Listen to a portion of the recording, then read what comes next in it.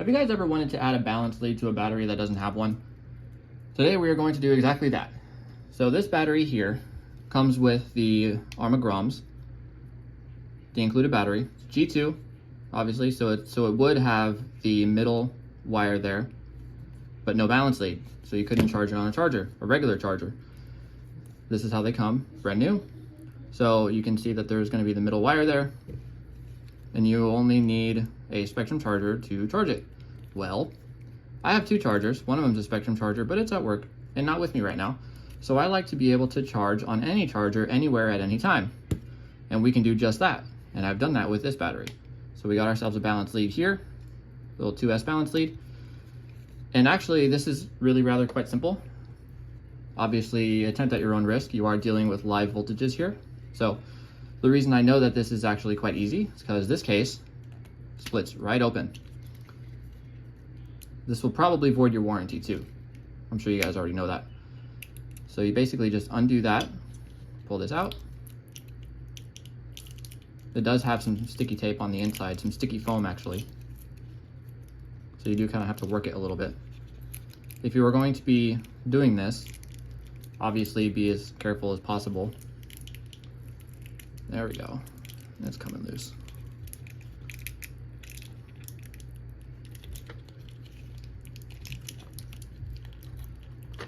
They don't actually seal the hard cases in any meaningful way. It just clips on. The two halves of the cases just clip on. There we go. So you can see it's got some foam there, some sticky foam. That's what was holding it on there. You can clean that off later or just reuse it, whatever, it doesn't matter. So first things first, I'm actually going to cut these leads because I'm going to be soldering a different plug to it. Remember, if you're cutting plugs on a battery, cut one wire at a time. If you cut them both, you'll short them. But I'm going to retain as much length as possible, so I'm going to cut them right at the ends here. Do that. Some more distance. Do that. And do that. These IC2s are junk. To protect them while you work, hit it with some shrink wrap. This one's a little bit too long. Let's cut that.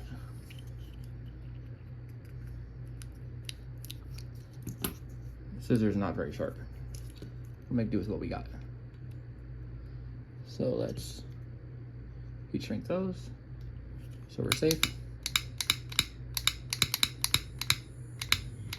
There we go. My torch is not cooperating with me.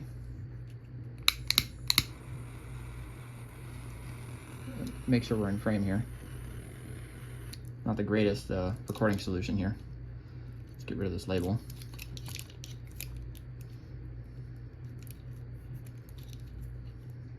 All right, case is off, case is out of the way. And then we just start peeling the tape back. We'll probably leave that there. I like to get rid of this little plastic piece too. Actually, let's start with the yellow bits here. The one day I wish I didn't trim my fingernails. Anyway, so then we start to expose the innards. Again, be as careful as possible. You don't want anything touching where there shouldn't be. But once we get this all free, I can show you what's actually happening here. Pull that through. Pull that through. Remember, shrink wrap your leads so that they're not touching or shorting.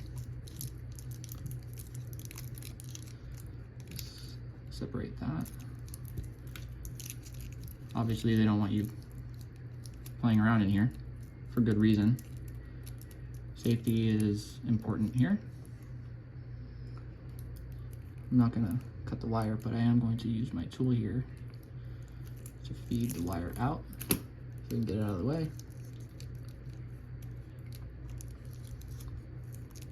There we go, get that piece out. So here's what we're looking at. We got two cells here, obviously, two standard cells. The red and blue is positive and negative of the first cell, and this black is the negative of the other cell. And this is the circuit board that manages cell voltage. And this wire is the data wire that goes to your connector.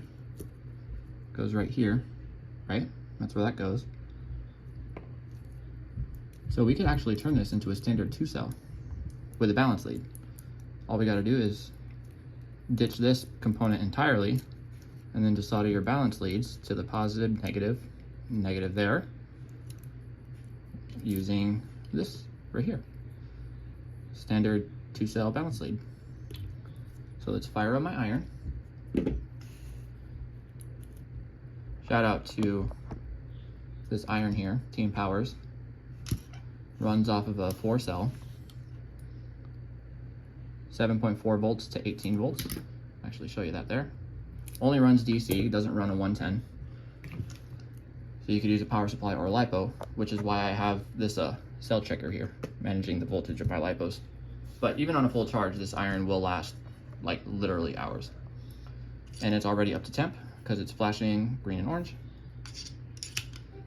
Anyway, this was just to show you what the final product is going to look like. I used too long of a wire here, but you know. And when I was done with it, I also sealed it up with glue, so this isn't opening back up again.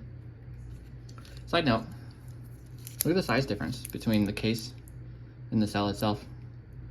Obviously, they make room for the little circuit board in there. So let's get to some soldering, shall we? Let's make room a little bit. I'll try and make this as visible as possible. I'm getting rid of some of this yellow tape here.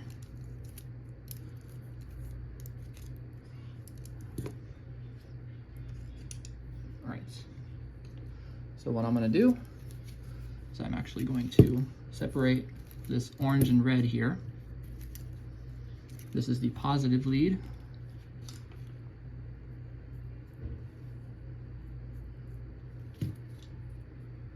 You guys see what I'm doing?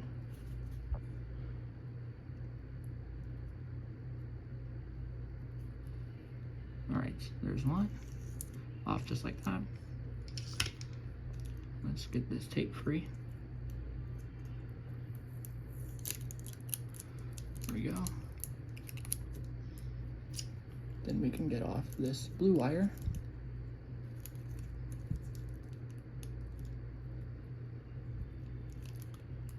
All right, that one's off.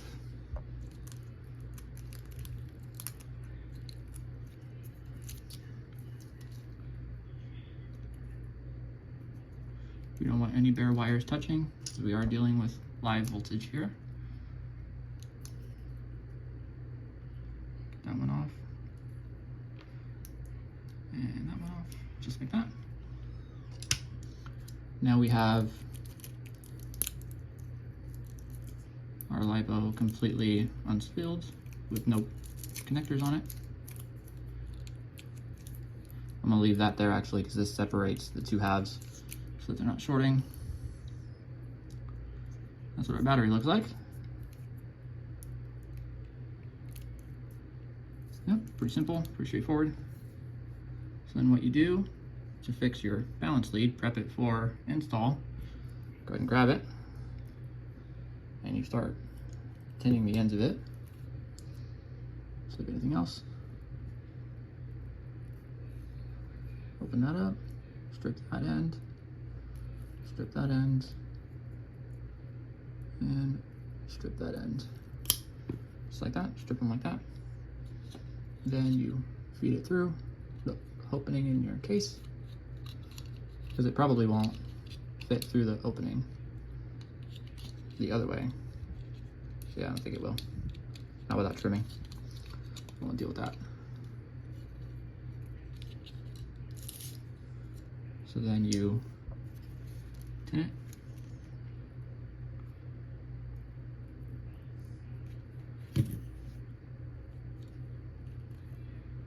This iron is amazing, by the way, 150 watts. Tin it. And tin it.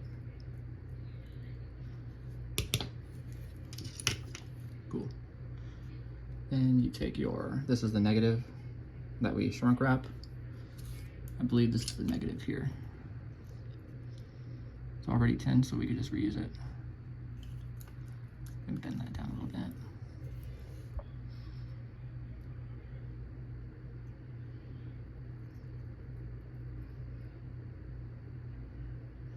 Okay, that's on there. Now the negative on this one is going to be not the middle black, but the edge black. So you can see how that works. This is going to be the red positive. So this goes right on top. Solder it together as if it's one wire.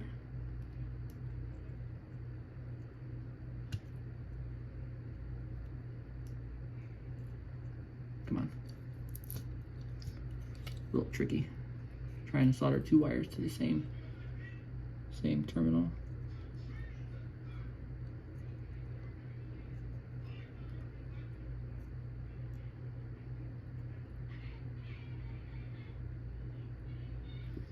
All right, let me take a look.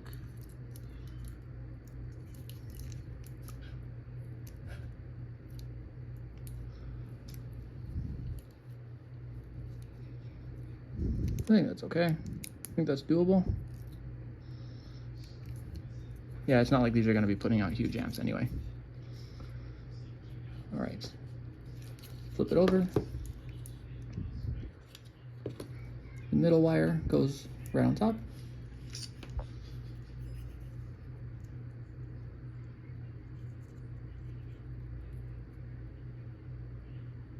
Just like that. Then you take your positive that we shrunk wrap.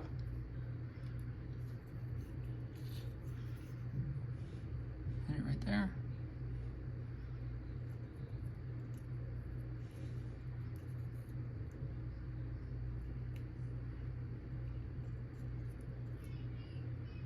There we go. And take your red,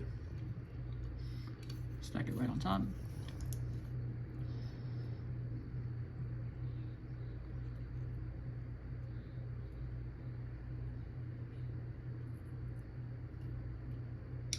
There we go. Take a look.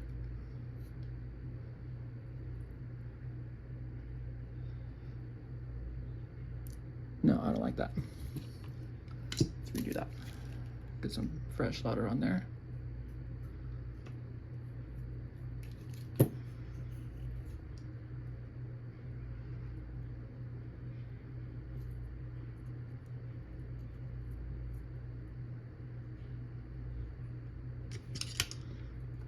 Let's take a look.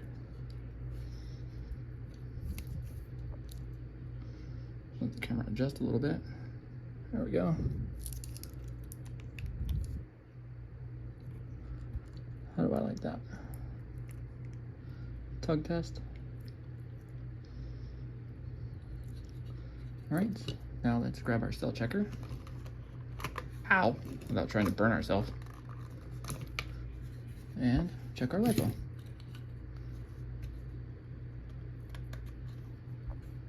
All right, so it's not lighting up. I must have got something backwards. Let's try that again.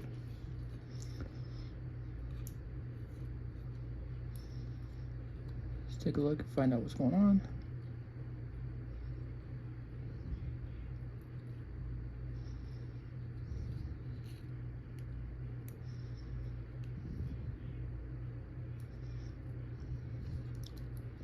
Yeah, I know what it is.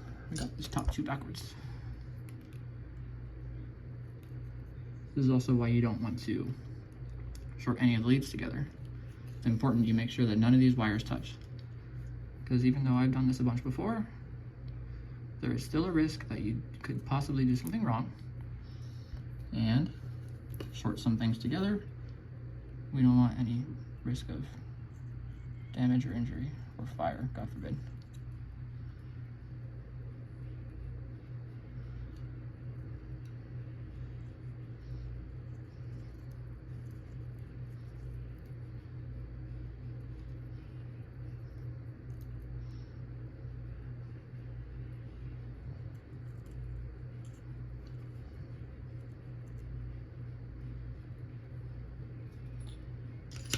All right, let's try that again. Make sure our leads aren't touching.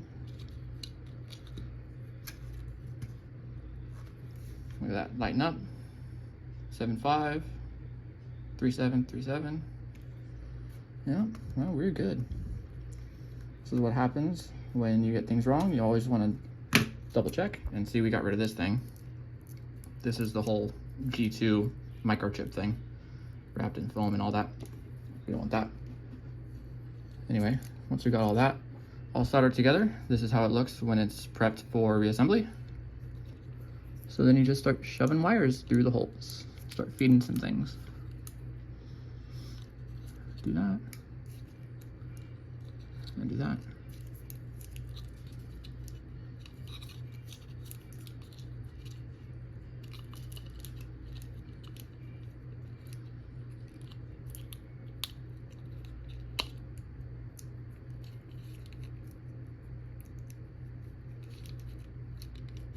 There we go. Just like that.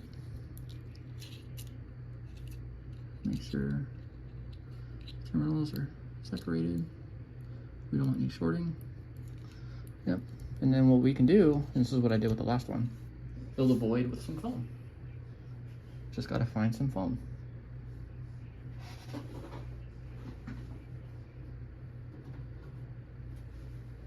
Look at that. Found a bunch of foam. All right, let's just start cutting some pieces down.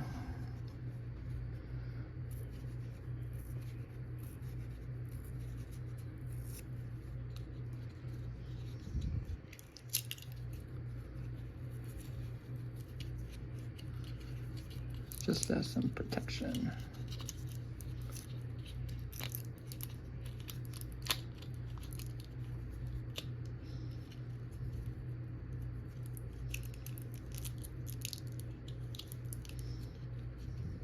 Yep.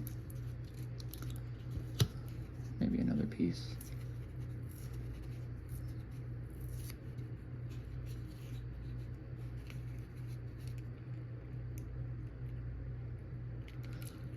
Make sure none of the wires are kinked.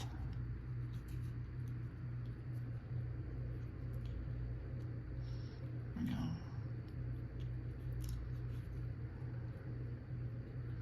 Feed the wires however you like. Something like that. And get in here again. Wrap it around this way.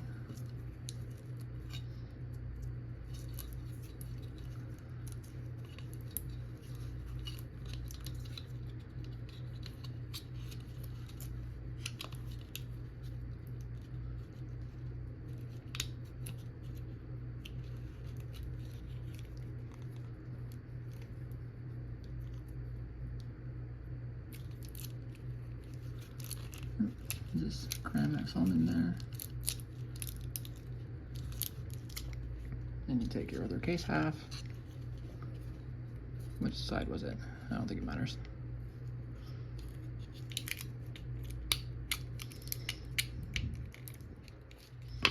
Nope. Let me redo this tape. There we go.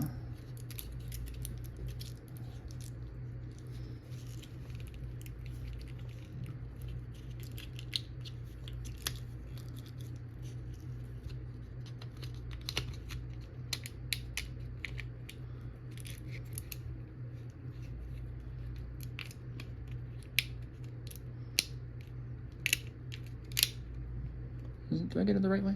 Let me compare. All right, so that Consumer Electrics label goes on that side. Yeah, that's correct. Yeah, I did get rid of that label.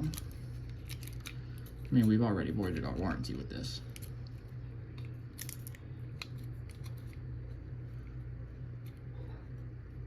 Come on, stop being stubborn.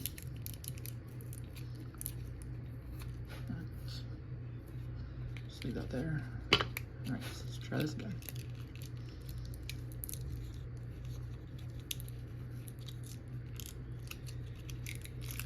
Oh, I should probably turn my iron off. Let's do that.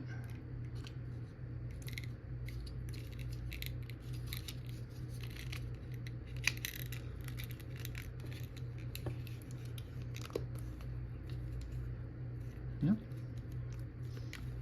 If you're anything like me, I actually glued the halves of these together, so this is permanent. I might do that with this one, we'll see. But anyway, we got our balance lead. We got our 2 wires to put our new plug. And it's considerably shorter than the last one. Double check.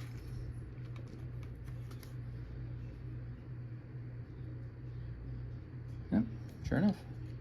Let's grab myself a IC3.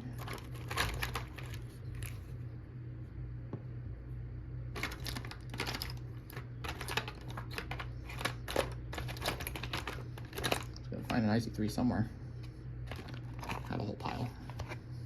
There we go. I can use that. Connect 2 of them together so that you don't melt any of them. And I have this little jig here. Positive, yep. Cool. Let's do it that way. Clean up the solder on this one. Oh, right, I turned my meter off. Duh. This would be a good opportunity to pull those off. Pull those off. If you have fingernails, you can even strip it, depending on if it's the right kind of silicone. This is the soft rubbery silicone instead of the stretchy plastic silicone. So I can actually strip these with my fingernails, which is nice. Put this on. If you're anything like me, you forget this part all the time. Alright, iron's up to temp. Love this iron, gets up to temp real quick. Where did my roll of solder go? It's probably in the frame and I'm a moron. Yep, it's right over here.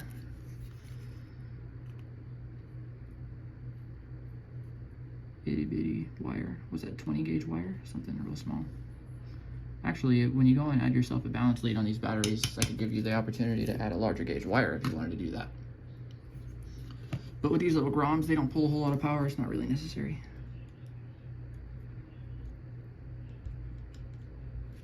Okay, got one side. These plugs aren't fresh. Lord knows where they came from. Got that one. Side is up. Let's do it this way.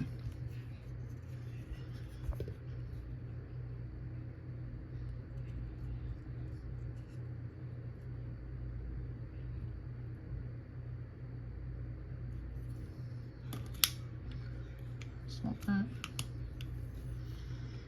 Love this little jig, by the way. I believe ProTech makes it.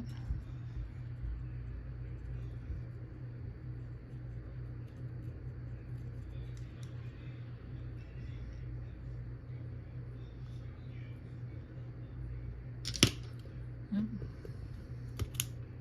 Getting a little warm there on me. Now we want to test with a charger to make sure that the polarity is correct. And this is a little bit loose. I might hit that with glue. It's coming off real easy. But anyway, let's go make sure our polarity is correct. And if it's correct, then our battery is done and we've successfully added a balance lead. So let's go check. Got my charger over here. If I plug it in backwards, hold on, let me get into the right mode. Like, oh, yep. If I plug it in backwards, it'll give me a polarity warning. Yep, sure enough. Let's charge it.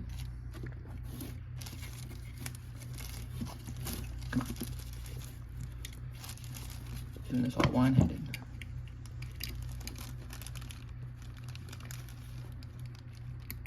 There we go. Connected, 2S. Let's bring the amps way down. Put that at 1.4.